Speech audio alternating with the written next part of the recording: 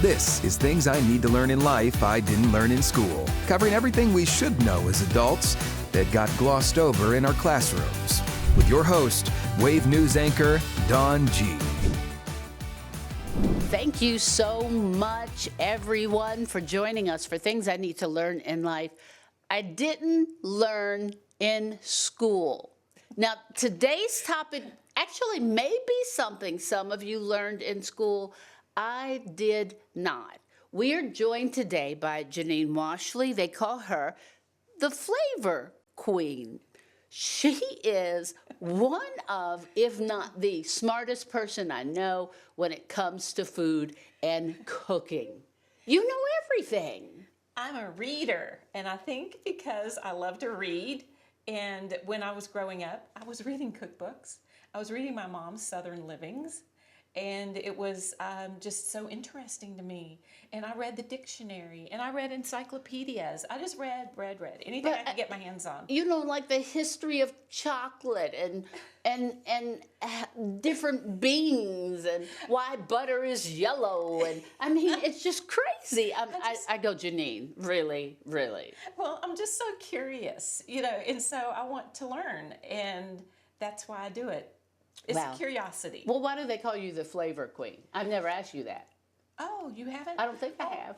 Okay, so I was on the Food Network participating in this competition called Bakers versus Fakers.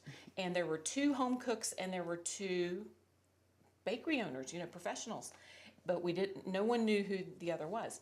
And so I went through and a couple of people were eliminated. And then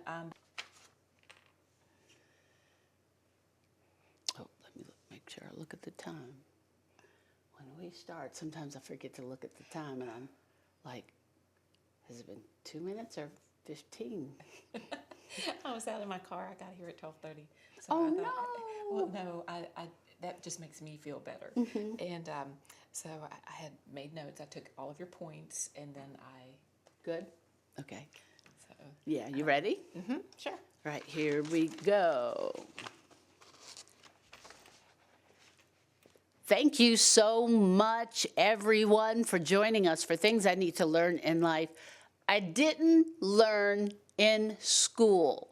Now, today's topic actually may be something some of you learned in school. I did not. We are joined today by Janine Washle. They call her the Flavor Queen.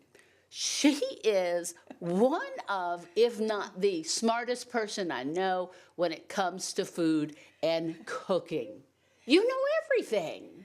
I'm a reader, and I think because I love to read, and when I was growing up, I was reading cookbooks.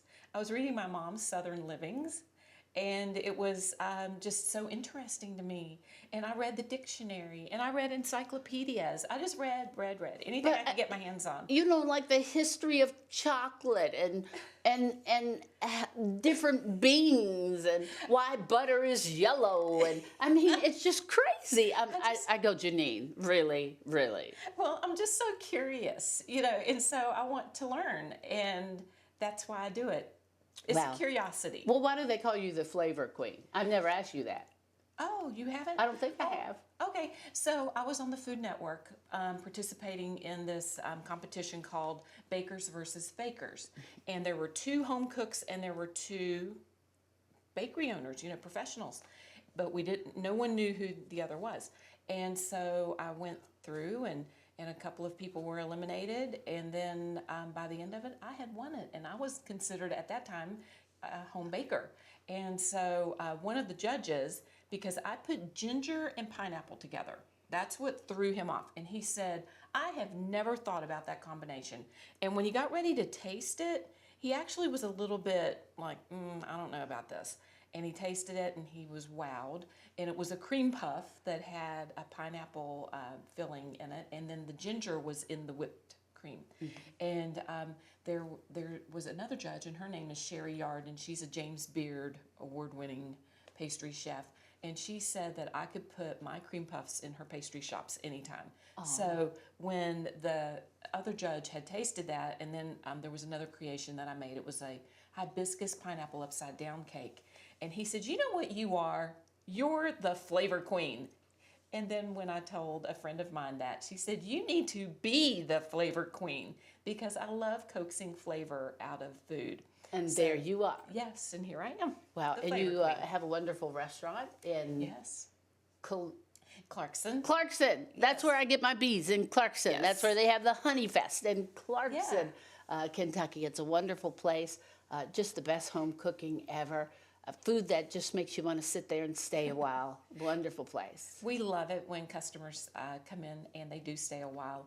And the servers and even the cooks, because you can see into the kitchen, they'll say, oh, that's somebody who's been coming in for a few months. I know that person's order, and they already start preparing it. So, and plus it makes the customer feel good, because it's kind of like, wow, you took the time to remember my order. Name and place, where is it? It's Flavor Queen's Kitchen, and it's 102 West Main in Clarkson, Kentucky. Okay, so I just wanted to get some tips in the kitchen. I too love to cook, love to cook. Not like you, but I love to cook. Time-saving tips in the kitchen, are there any? Well, sure. First off, prep in advance. Like when you buy, a lot of us go to these big box stores like Sam's Club, and I think BJ's Wholesale Club is coming into town, and there's Costco in several places around town. And when we buy those big bags of salad greens or broccoli or whatever, or even chicken breasts, whatever, break it down as soon as you get home. Because if you shove that into the refrigerator or, into the freezer of all things, then when you decide you want to grill a chicken breast or whatever, that's a giant block of chicken breasts now. Yeah. So that's time saving. I mean, even though it's going to take you a little bit of time, when you need that or want that, that's a time saving tip right there. Just do it. Just do it. Yeah. And plan ahead. Prep and plan. I know you and I have joked around about that. But I do think. But it's time. I can't even find, I joke around like I can't even find time to go to the bathroom. And it just seems like, but it's either, what is it? Plan to fail or fail. What's that saying? You know that saying? No, I don't know that one. Fail to plan.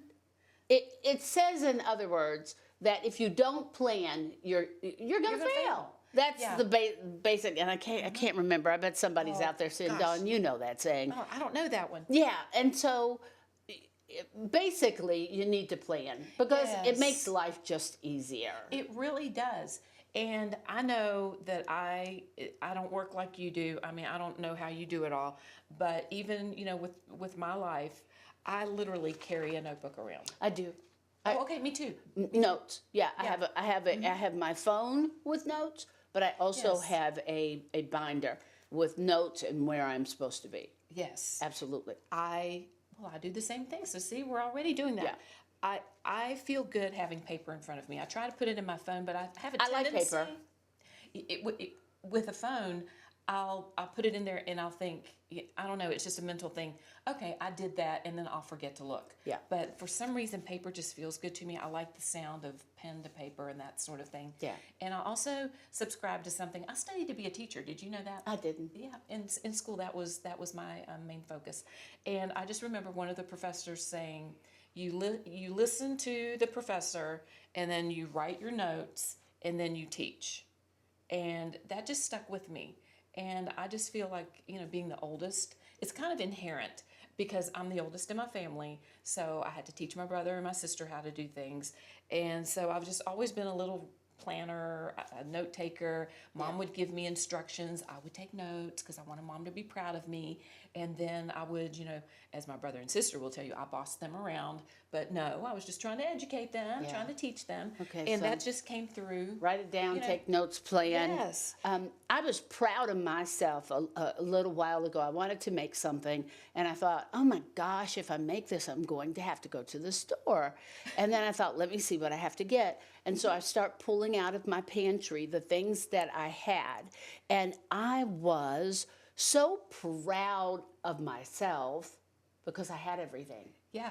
I had a well-stocked pantry. Now, mind you, I have been buying chocolate and cinnamons and smoked paprika and yeah. different things like that to put in my pantry. You know, every payday I buy something different to put in my pantry. But I had absolutely everything I needed. And it's such a good feeling when we can do that. And that does take planning and, just maintaining that well-stocked pantry. And I've thought about that. I feel like my pantry's well-stocked as well. And I'll take trips. I'm just at that point in life where I'll take trips to Cincinnati to go to Jungle Gyms to buy some German ingredient or some, Middle Eastern ingredient, because I'm really, trying to educate myself on different Middle Eastern cuisines and that sort of thing. And I started thinking about it, and it's like, gosh, did my pantry look this good when I was in my 20s?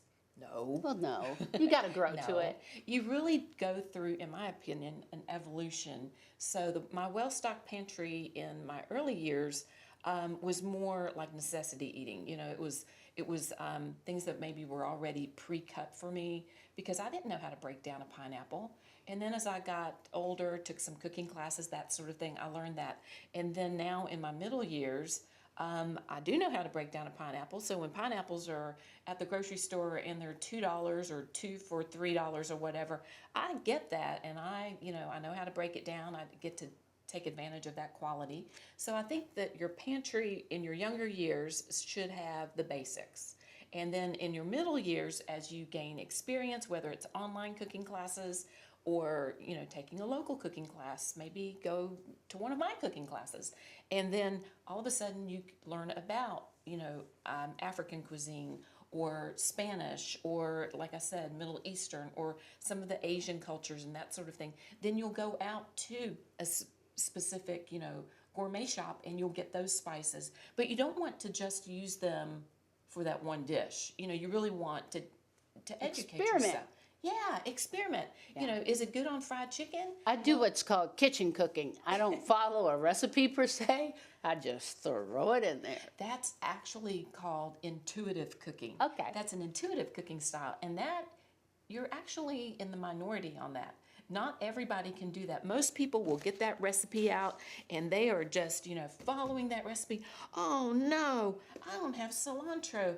Oh, I have parsley instead. Oh well, guess I won't make that recipe. No, I do kitchen cooking. Substitute that parsley for that. Yeah. Exactly. I love that. I love shooting from the hip when I'm in the kitchen. Let's see what happens. Can you please help families, if there are ways, number one, to save money, and number one, to make meals that are not going to take 2 hours? Are there tips? Yes.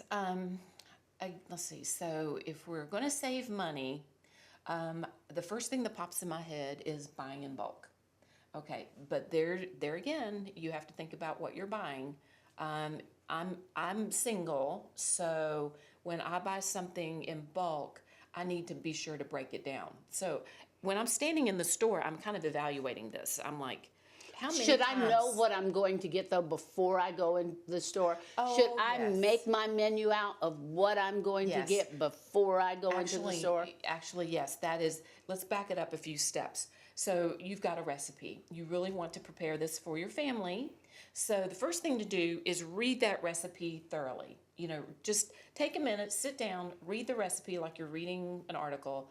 And if there's a cooking term in there that you're not familiar with, familiarize yourself right then and there. Just Google it, Chat GPT it, do something to know what you're cooking. Be familiar with the techniques. So when it says fold, wait a minute, is that whisking or is that stirring? And No, folding, a whole different it's thing. a whole different thing. So look up the definition of folding, because you don't want to deflate the egg whites, because right then and there I know it's going to have whipped cream or egg whites in it. So, know your terminology, know your techniques, know your, what ingredients. Then once you have done that, get another piece of paper, get your notes out on your phone, and make yourself a shopping list. That way you're not deviating from the task at hand. You're just going there. And also check your pantry before you leave, because you might find that you have 70% of it, 80%, and go. That always happens. I already have something. I end up going and I buy it again. I hate it. Me too. And for some reason, this Christmas, I was just hair on fire all season long, you know. And I've got 3 jars of cardamom now. So even me, with all of my planning and prepping and lists and stuff, falls into that trap. So now I'm looking for recipes that use cardamom. So I love cardamom. it's good. It's like one of my, I love, love, love cardamom. Thank goodness that my sister and my mom love it too, because I'm thinking, I'm going to send you all a jar. I love cardamom. Okay, so make that recipe, know what you're getting. Yes. And then we're at the bulk store. Yes. And then, you know, buy what you're going to use. And then when you get it home, right then and there, like we had talked about earlier, break it down into usable portions. So for me, it would be 1 to 2 servings. You know, so I'm going to use those little quart bags. I've got a vacuum sealer. Do you have a vacuum sealer? I don't. Oh, that's very handy. Now this might sound gross, but you can actually take. I know what you're going to say. No, it's not going to happen. I'm going to tell anyway. So you take a straw, you put that straw. It's just, well, you're not going to do it with liquids. And then you suck real fast and it'll pull all the air out of it. Or you sit there and do this and just keep folding it and get the air out of it. Air is damaging. Air Yes, that's where makes you things get go freezer stale. burn, right? Yes, yes. And it will also, you know, cause things to go stale faster. But if you're putting it in the freezer, if it's something that's delicate, like herbs, here's another tip. You know those really cheap plastic ice trays that you That's can get? what I do. I grow my own herbs. There you go. And then I put them in oil or something. Yes. And I put them in the little ice cubes and I freeze them. Yes. And when they freeze, I put them in baggies. That's perfect. You can do that with stock. You know, like you might have just maybe a half a cup of stock. You know, we might only use 4 cups. You've got those 2 cups, and it's like, now what do I do with it? Knowing full well that if I stick that box, I usually buy the ones that are in the boxes in the refrigerator, it's just going to rest there for the next 5 months. So I pour it into my ice cube tray, pop it in there. Never thought of that. Yeah. Because you don't want to waste it. No. And then I pop the ice cubes out and put that into like a quart bag. And now I've got another great tip. You know those, let's see, I'm looking for it, a binder clip. Yes. You know, the black ones that have those silver kind of like butterfly wing type of things. You know how in our freezers we've got the metal, you know, the tray, the shelf has those metal. The little metal rods. Yeah, Where little you rest things on Yes. them. So take the binder clip, put the binder clip there. Then I take that baggie of stock and I go like this. And so you know, that dead space that's usually right there, it's not dead anymore. So because now you're not using space to lay the stock down there. You're hanging it. I'm hanging it because what's happened to me several times is I'll have just a little bit of something like a chicken breast, for example, is the thing I just recently had to throw away because I kept piling things on top of it, and it was like 8 months old, you know, which is really not How great. long can you keep stuff though? Well, typically 3 months. 3 months is the golden rule. But there are things that will last 6 months to a year, and it depends on how large they are. For example, you know, right after Thanksgiving, turkeys go on sale. And turkeys, you know, you can get a turkey for less than 99 cents a pound right after the, you know, Thanksgiving. So go ahead and buy a turkey, because I like turkey in the summertime. So go ahead and buy a whole turkey, pop it in the freezer. It will last a year.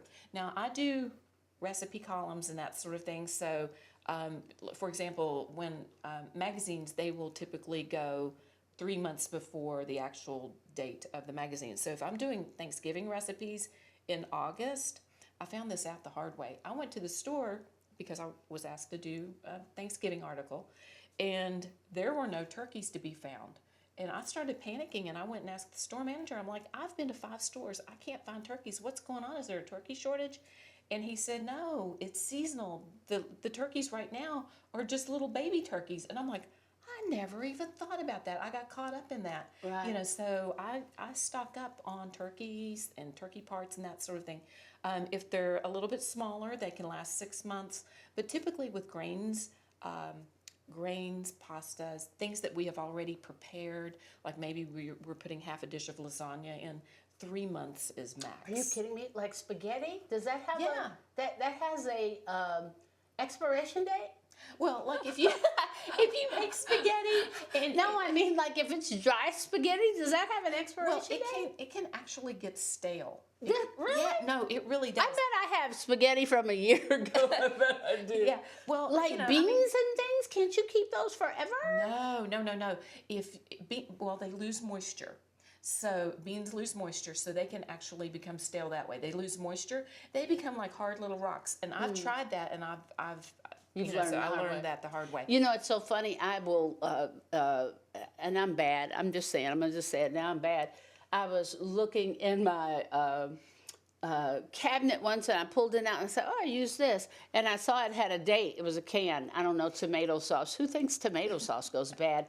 And it was like 8 years old, and I was like, "Oh, can't use that." And I thought, what else in here has an expiration date? And I just start pulling things out. So just about everything has an. Everybody's really probably does. saying, "Dawn, you're really dumb." No, I think we're just being human right now. Right. So you see, sell by and best before. And people think when you see the sell-by date on the milk, sell-by means sell-by. That doesn't mean that it's no good by that date. You're absolutely right. Sell by and use by are actually for the store so they can rotate their stock. Yeah, I had a friend who would not drink the milk after the date of sell-by, and I kept telling her, no, you can drink it. Yes. The two words we need to look for as consumers are use by. Okay. Use by. Use by means Yes. you look, get rid of it. Okay, we're running out of time here. okay, Can sure. you please tell us, is there a way to make things last longer? I guess you can't make milk last longer. Yes, you can. Okay, You can freeze it. You can freeze milk. But it because it is an emulsion, it separates into And that so you water. shake it. You shake it. You have to shake it. So it's okay to freeze milk. It's totally good to freeze milk. Okay. So you Go ahead. Yeah, you freeze milk. If you've got, the thing that aggravates me to death are tomato paste cans. I only need a tablespoon typically in a recipe. I agree. Yes. So, and it's kind of a pain Well, to put you it can into get my... you can get a tube of tomato paste. Yes, I've noticed that it looks like a toothpaste tube. Yes. And I love those. I love to those seek because I love out. anchovy paste too. Oh, I do that too. Yes. And then I've noticed the mustard that you can get the squeeze mustard. Not seen that. Yeah, at Jungle Jim's I got the squeeze mustard, so that was kind of handy. So if you can find those are awesome. But sometimes when I run into a local grocery store, the only thing that I can find is that So you'll want to scoop it out and just in tablespoon portions because that's typically what's called for, and just let it freeze. Just put it on a piece of parchment paper on a cookie sheet, let it freeze, and then pop it into a baggie. Yeah. Okay. What about bread? Is there anything you can do? You can freeze bread. You can freeze bread. Well, yeah, you can. So you really- can freeze bread. Yeah. So just try to, especially if you make bread that doesn't have preservatives, like if you make your own bread, Yeah, like I do sourdough. Oh yeah. Really having a deep freeze or something like that. I That's got a organized. mental thing in my head. Like I'm just like I don't want to eat that when it comes out of the freezer, but it's fine. It really is. It really is. Okay. And in pulling the air out of it, like don't stick the loaf of bread in there. That's bad because that plastic actually has tiny little microscopic holes in it to allow, because when it's yeast bread, it kind of off gases a little bit, like, it'll breathe. See, And here she goes. it'll breathe.